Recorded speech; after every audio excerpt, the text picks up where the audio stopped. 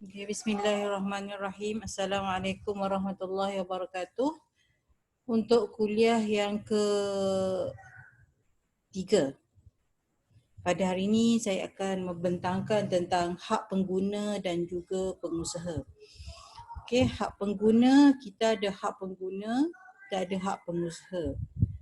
Seperti mana yang saya telah jelaskan pada kuliah yang lepas, bahawa pengguna ni adalah pihak yang terakhir yang menerima produk ataupun yang menerima perkhidmatan yang ditawarkan oleh pengusaha. Maka hak pengusaha, hak pengguna adalah telah diwujudkan. Okey, bagaimana pula dengan hak pengusaha? Itu kita akan belajar. Okey, hak pengguna. Apakah yang dimaksudkan dengan hak pengguna? Okey, hak pengguna ialah satu bentuk peraturan yang dibuat oleh kerajaan bagi melindungi hak serta kepentingan para pengguna.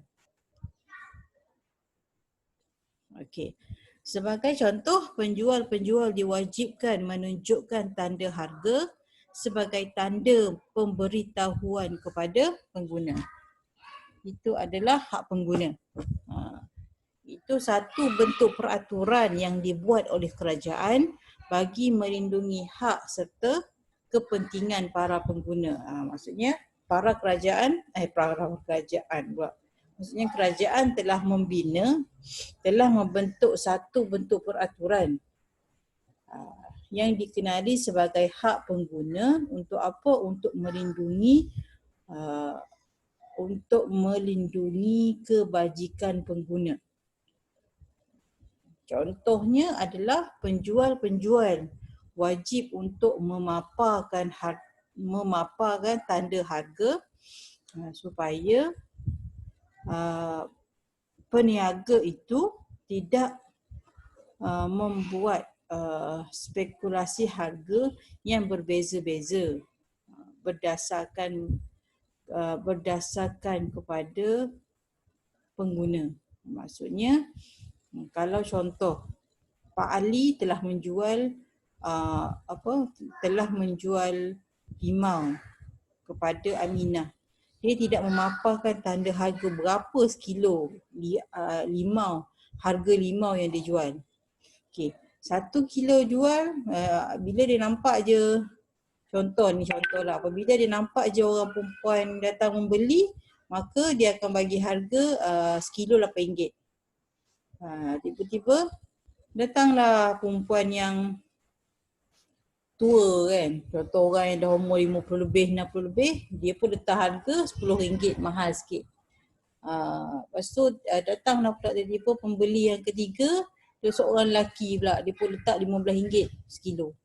Nampak tak kesan dia kepada pengguna, di mana dia boleh memberikan harga yang pelbagai apabila harga yang tidak tetap kepada pengguna. Jadi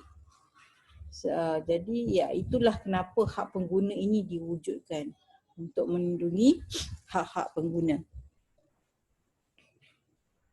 Okey, sejarah hak pengguna. Ini sejarah bagaimana pembentukan ataupun bagaimana hak pengguna ini dibentuk. Okey, hak pengguna pertama kali disuarakan oleh bekas Presiden Amerika Syarikat, iaitu mendiang J.F. Kennedy, apabila beliau mengisytiharkan deklarasi hak pengguna yang dibentangkan di Kongres pada 15 Mac 1962. Lama dah, 1962. Pembentangan usul perundangan perlindungan pengguna kepada Kongres telah berjaya mengisytiharkan 4 hak asasi pengguna yang kemudiannya pada tahun 1983, iaitu lebih kurang 20 tahun kemudian, Consumer International telah menambah 4 lagi hak pengguna, menjadikan hak pengguna ini ada 8.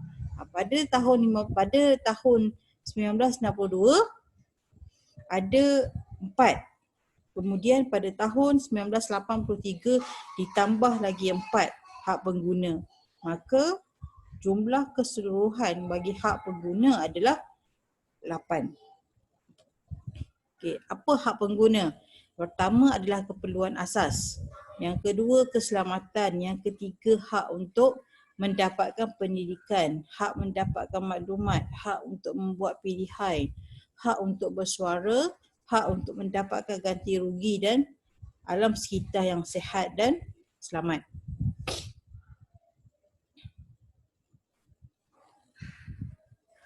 Okey. So ini adalah 8 hak pengguna yang kamu perlu tahu. Sebab ini pentinglah belajar subjek fikir penggunaan ni, sebab kamu kena tahu apakah hak yang kamu ada sebagai pengguna. Siapa pengguna? Kitalah pengguna. Kita yang membeli barang. Kecuali kita mengusahakan barang ataupun produk, itu sebagai pengusaha. Tapi kalau kita mengambil manfaat ataupun kita mengambil kita menggunakan produk, kita membeli produk ataupun perkhidmatan yang ditawarkan oleh orang lain, maka kita adalah pengguna. Jadi sewajarnya kita sebagai pengguna untuk mengetahui apakah hak-hak pengguna yang wajib kita belajar. Sebab ini akan menimbulkan kesedaran kepada kita sekiranya berlaku sebarang penipuan ataupun sebarang keselamatan, aspek keselamatan dan sebagainya. Apabila timbul isu barulah kita akan tersedar. Itu okey. Okey, untuk lebih lanjut tentang setiap hak ini, saya pergi kepada artikel yang menceritakan tentang lebih jelas apakah setiap hak tersebut. Jadi hak asasi pengguna ini, hak asasi itu 8 hak asasi yang telah disebutkan tadi dilihat selari dengan hak pengguna yang mendukung konsep halalan thayyibah. Ini adalah kajian yang dilakukan oleh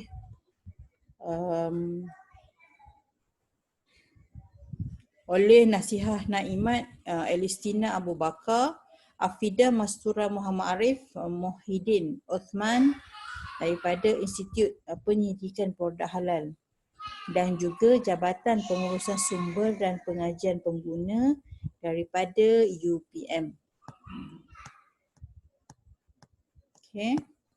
Okey, jadi dapatan kajian beliau mendapati bahawa hak-hak pengguna ini adalah selari dengan apa yang didokong oleh konsep halalan thayyibah. Okey, halalan thayyibah, konsep halalan thayyibah, saya akan kupas dalam next kuliah. Okey, terdapat 7 hak pengguna yang berkait dengan konsep halalan thayyiban. Yang pertama adalah hak mendapatkan keperluan asas. Apa itu hak mendapatkan keperluan asas? Iaitu keperluan asas yang dimaksudkan seperti makanan yang mencukupi dan selamat, ada pakaian, ada perumahan, kemudahan kesihatan yang memadai, pendidikan dan sanitasi. Di mana kerajaan, kerajaan bertanggungjawab dalam menyediakan keperluan asas yang mencukupi kepada rakyat. Keperluan asas ini tidak hanya sekadar menyediakan kemudahan tersebut, tetapi hendaklah memenuhi dengan tuntutan syarak. Ini kerana bagi pengguna Islam mencari yang halal itu adalah suatu yang wajib. Maksudnya hak untuk mendapatkan keperluan asas ini adalah keperluan asas yang perlu, yang asas lah, yang seperti rumah, makanan, keselamatan. Sebab itulah kalau tengok pandemik sekarang ni, bagaimana kerajaan menjaga hak asasi keselamatan tu. Dari aspek keselamatan, bagaimana dia nak pastikan bahawa aspek keselamatan masyarakat itu ataupun rakyat Malaysia itu terjamin. Sebab itulah diwujudkan MKN dan juga beberapa akta yang baru untuk mengekang penularan wabak COVID-19. Okey, itu adalah perkara yang dituntut. Sebab apa? Kenapa selari dengan halalan thayyibah? Kerana ia menjaga maqasid syariah, iaitu nyawa. Dikait ataupun direlatekan dengan Islam itu. Yang kedua adalah pengguna juga berhak mendapatkan keselamatan, iaitu dilindungi daripada barang. Dilindungi daripada barang, proses pengeluaran dan perkhidmatan yang boleh membahayakan kesihatan dan kehidupan. Pengeluar dan peniaga bertanggungjawab dalam memastikan produk yang dihasilkan adalah selamat untuk digunakan. Sebagai contoh, produk makanan yang dikeluarkan mestilah tidak mengandungi bahan yang dilarang ataupun berbahaya kepada pengguna. Perkara ini berkait rapat dengan konsep halalan tayyiban yang bermaksud baik, bersih, suci, selamat, berkualiti dan tidak memudaratkan. Maksudnya di sini adalah hak untuk keselamatan, iaitu barang yang kita beli itu terselamat daripada aspek-aspek yang tak sihat. Maksudnya barang yang kita terima itu adalah baik untuk kesihatan kita dan juga tidak memberikan sebarang kemudaratan kepada tubuh badan kita.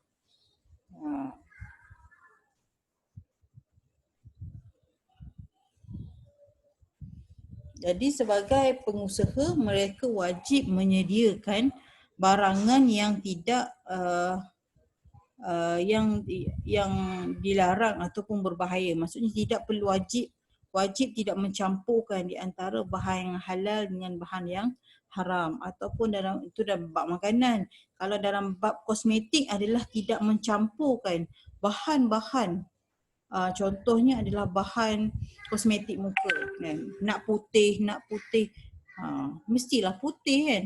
Maksudnya macam wanita pada sekarang ini, pada waktu kini sangat-sangat, pada saya, ini pandangan peribadi saya, sangat-sangat nak putih. Orang yang dah lahir putih tu putih lah. Tapi orang yang mungkin berkulit sederhana ataupun yang gelap sangat nak makan produk-produk yang pelbagai yang tidak diketahui keselamatannya semata-mata untuk putih, ataupun nak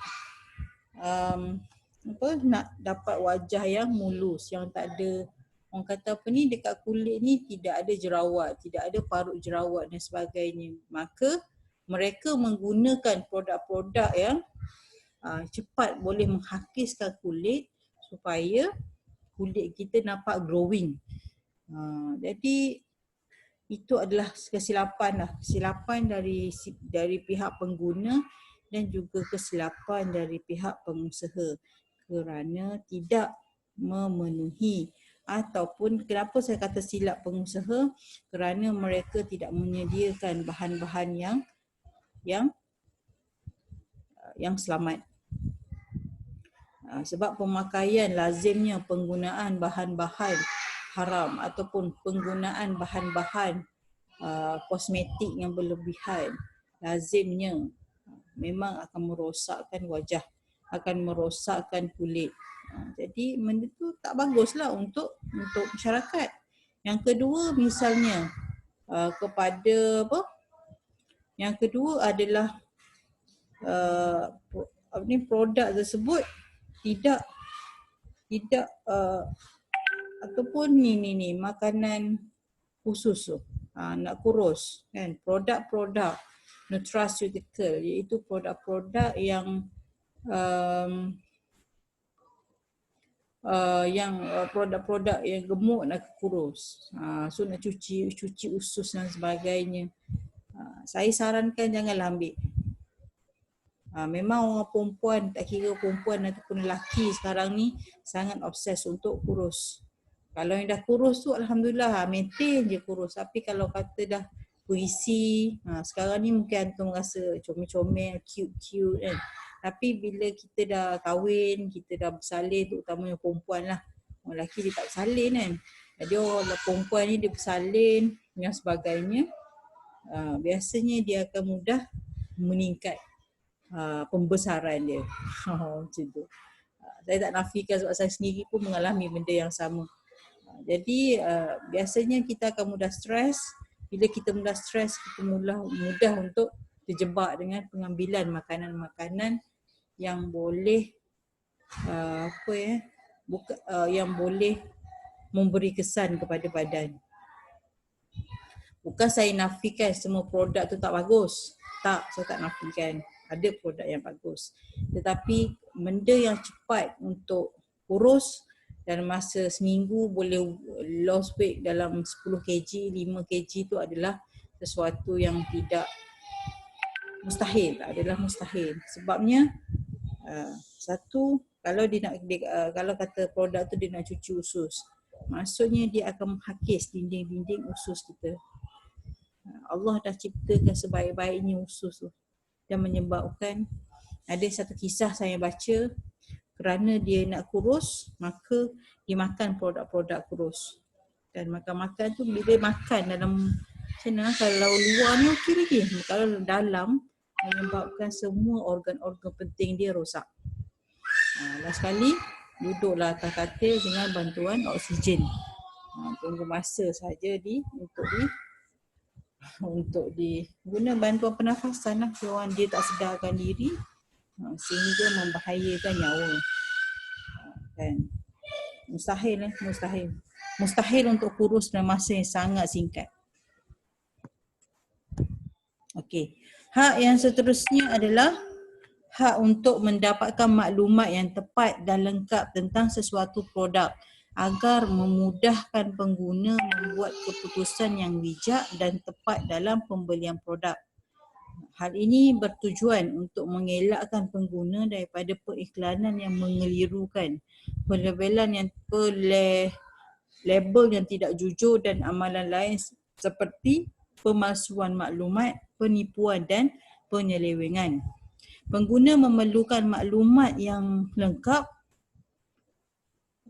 dan jujur bagi membolehkan mereka membuat pilihan yang tepat dalam setiap aspek. Pengeluar dan peniaga perlu meletakkan label pada produk untuk memberikan maklumat kepada pengguna. Ini termasuklah logo halal yang diletakkan pada label bungkusan sesuatu produk. Bagi pengguna Islam, logo halal pada bungkusan produk merupakan sesuatu yang penting sebelum pembelian sesuatu produk. Okey, tadi adalah yang kedua. Hak yang ketiga ialah hak untuk mendapatkan maklumat yang tepat dan lengkap terhadap sesuatu produk ataupun perkhidmatan yang ditawarkan.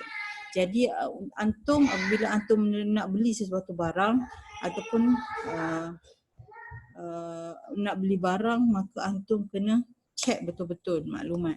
Kena check dari aspek adakah makanan tersebut halal, pertama. Yang kedua, ada ke cop halal? Adakah ada ke cop halal Malaysia? Kalau tak ada cop halal Malaysia, adakah cop halal negara yang diiktiraf oleh JAKIM tu ada? Sebab kat Malaysia ni tidak ada halangan sebarang produk untuk masuk. Halal ke tak halal, tak ada halangan.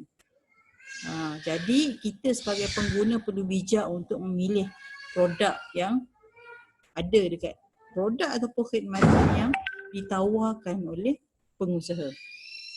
Sebab tu penting ilmu ni, kan?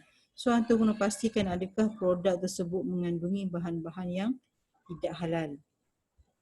Adakah produk-produk tersebut mengandungi bahan yang tidak sihat ataupun tidak selamat yang boleh memberi kesan kepada tubuh badan. Nak senang adalah kena tengok logo halal. Sebab tu antum semua kena tahu, kena semak apakah logo-logo halal yang diiktiraf oleh Badan Islam, yang diiktiraf oleh JAKIM. Sekiranya tidak ada logo halal daripada Malaysia. Sebab kalau peniaga luar negara, contoh daripada Korea, dia nak dapatkan sijil halal daripada Malaysia, dia kena dapat double. Satu, dia dengan logo halal daripada sana, satu. Yang kedua, dia kena dapat logo halal daripada Malaysia. Jadi dua lah. Sebab tu nanti antum semua jangan pelik apabila tengok produk ada dua cop halal. Satu Malaysia, satu daripada LPPMUI, daripada Indonesia contohnya. Tapi tak salah untuk makan meskipun ada satu cop itu daripada LPPMUI dengan syarat Logo halal tersebut hendaklah daripada logo halal yang diiktiraf oleh kerajaan Malaysia. Hati-hatilah. Yang kedua, kalau produk tersebut bukan produk, kalau dalam bentuk apa ya? Dalam bentuk perkhidmatan, tadi produk kalau bentuk perkhidmatan, pastikan antum tanya selumat-lumatnya apakah perkhidmatan yang ditawarkan. Contohnya takaful. Benda-benda yang bersifat macam itulah kan. Hotel, apa yang saya dapat? Atau untuk saya tak kisah lagi hotel yang perkhidmatan macam tu, tetapi lebih kepada yang kesihatan takaful.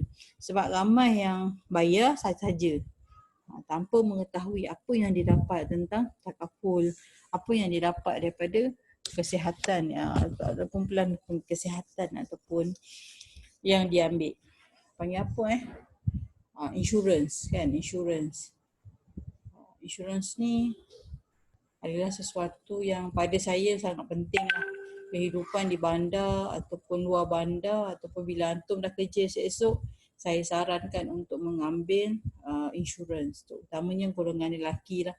Sebab dia kena ambil kepada untuk family dia.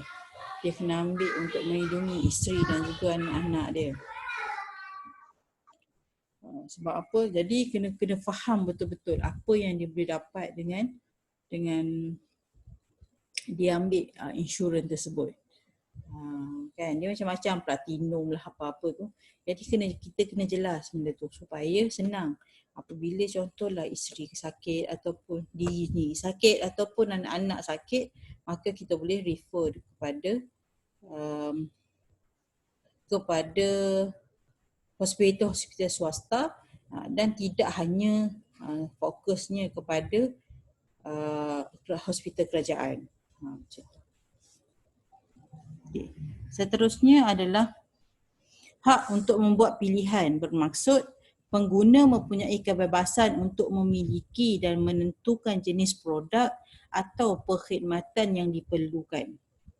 Di mana hak ini adalah hak untuk membuat pilihan berkait rapat dengan hak untuk mendapatkan maklumat. Ini kerana pengguna akan membuat pilihan produk berdasarkan maklumat yang diperolehinya. Di mana pengguna Islam semestinya memilih produk yang halal, walau bagaimanapun hak ini tidak dapat direalisasikan sekiranya pembekal atau peniaga tidak membekalkan produk yang halal dan thayyibah. Maksudnya hak kita adalah kita kena hak untuk membuat pilihan. Maksudnya kita ada pilihan untuk memilih produk. Jadi kita ada hak lah. Maksudnya kita ada pilihan untuk kita pilih produk. Kita nak pilih produk halal ke kita nak pilih produk tak halal. Kalau kata kita nak pilih produk yang halal, okey kita ambil produk yang halal. Tapi antara produk halal tu ada juga pelbagai produk. Kan?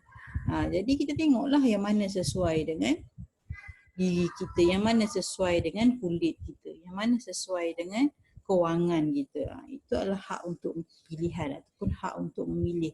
Tak ada siapa boleh paksa kita.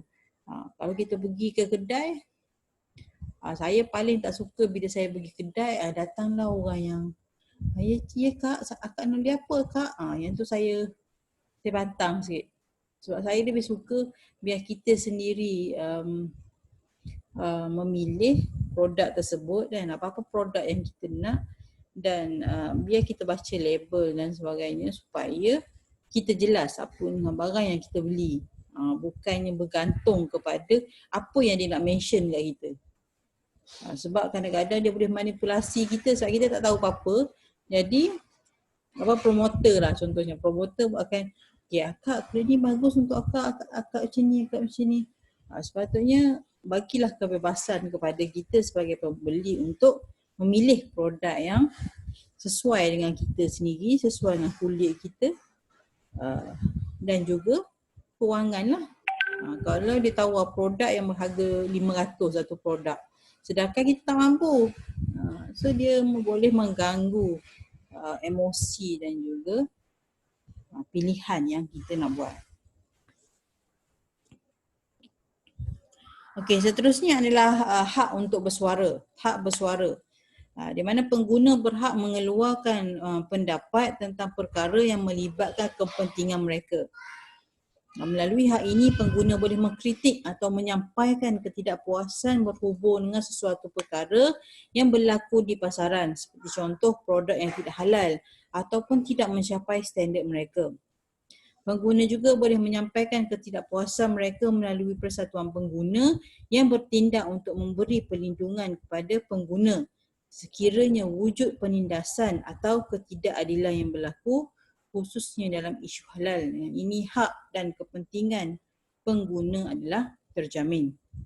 Maksudnya pengguna ada hak untuk menyuarakan pandangan mereka ataupun menyatakan ketidakpuasan hati mereka tentang sesuatu produk yang dihasilkan.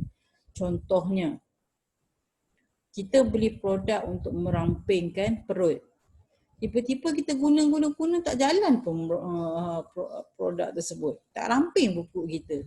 Jadi, kita berhak untuk mengkritik produk tersebut. Dengan cara yang betul lah, dengan jalan yang betul lah. Ataupun kita pakai kulit. Orang kata makan benda ni jadi putih kulit. Makan kulit kita still juga hitam. Ataupun coklat juga. Jadi kita ada hak untuk mengkritik produk yang telah dikeluarkan. Ataupun yang tadi contoh dia kata apa? Setiap produk yang diperolehi tidak halal. Contohnya isu isu coklat Cadbury tu, kan? Masyarakat kata Cadbury masa tu tak halal, haram. Jadi semua berhenti makan produk haram tersebut, produk Cadbury tersebut.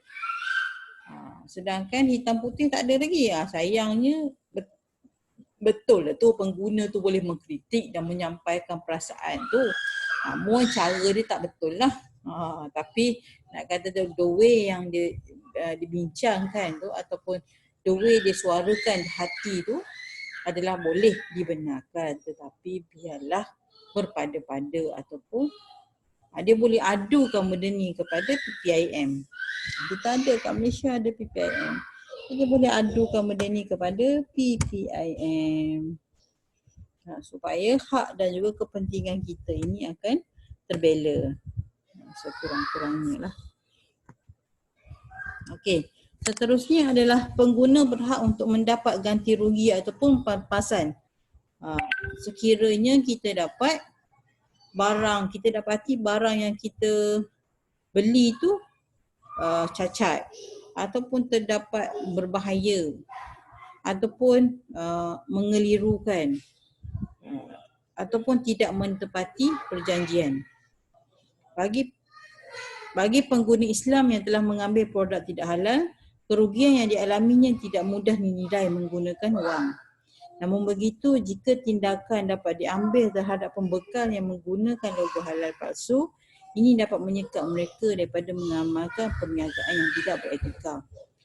Ini adalah salah satu daripada hak kita, itu hak untuk mendapatkan ganti rugi ataupun pampasan sekiranya berlaku barangan tu rosak. Kita beli produk tu dalam kotak, kan? Ataupun kita beli produk tersebut macam periuk dia track. Tiba-tiba kita balik rumah, kita nak guna rosak. Jadi kita ada hak dalam beberapa tempoh kita berhak untuk pergi balik ke tempat kita beli tadi untuk kita bagi tahu bahawa barang tersebut rosak. Jadi saya nak tukar dengan produk yang baru.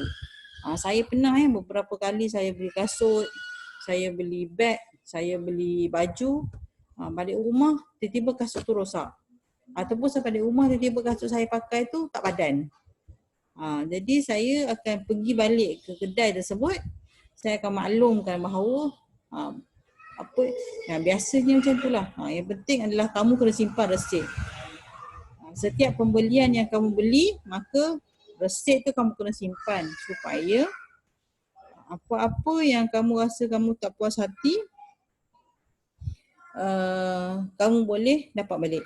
Yang penting kamu kena tengok resit, sebab ada resit Yang boleh refundable, ada yang tidak boleh refundable. Yang tidak boleh. Macam itulah. Okay.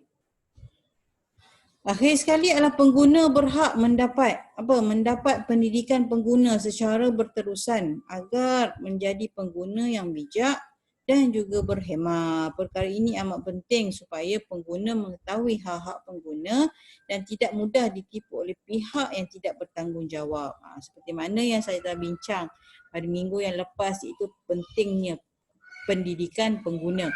Pendidikan pengguna ini masih wajib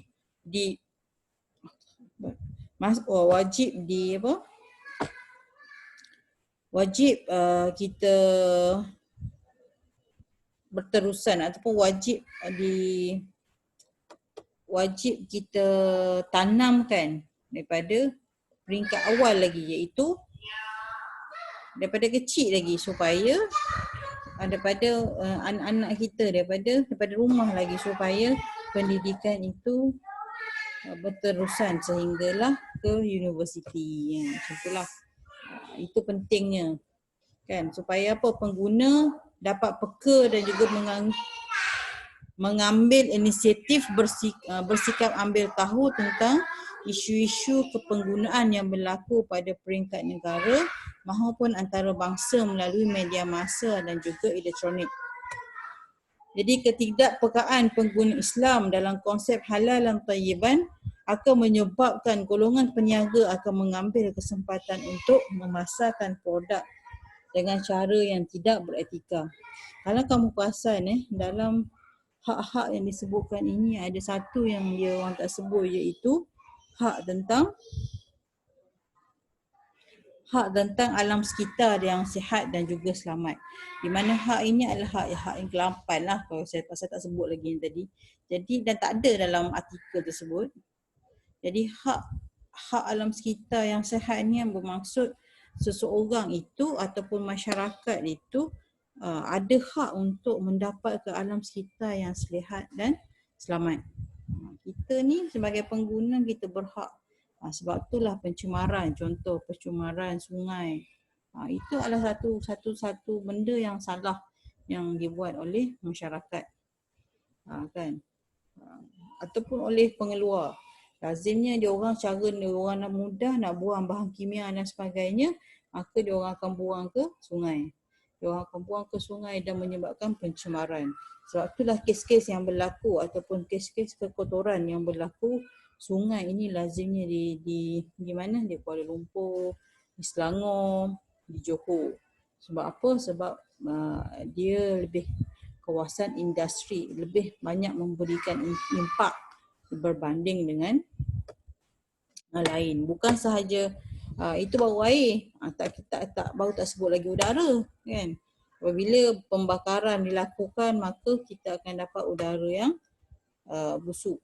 Macam saya, contohnya dekat perumahan saya ni, pada waktu malam dia orang akan lepaskan asap-asap pembakaran ataupun kimia yang menyebabkan kita bangun, saya bangun tengah malam akan bau benda yang sangat busuk. Sangat busuk, lain bukannya tak fresh. Kan? Itulah cara-cara kilang ataupun, jadi kita ni ada hak untuk menyuarakan pandangan kita. Kita sebagai pengguna ataupun kita sebagai satu masyarakat, kita ada hak untuk kita menyuarakan sekiranya kita tidak mendapat alam sekitar yang selamat dan juga sihat. Itu saja untuk saya jelaskan berkaitan dengan hak-hak pengguna dahulu. Nanti kuliah yang kedua saya akan bincangkan tentang hak-hak pengusaha. Adakah pengusaha ini ada hak ke atas pengguna atau macam mana? Okey, saya sudahi dahulu kuliah pertama dengan kalimah Assalamualaikum warahmatullahi wabarakatuh.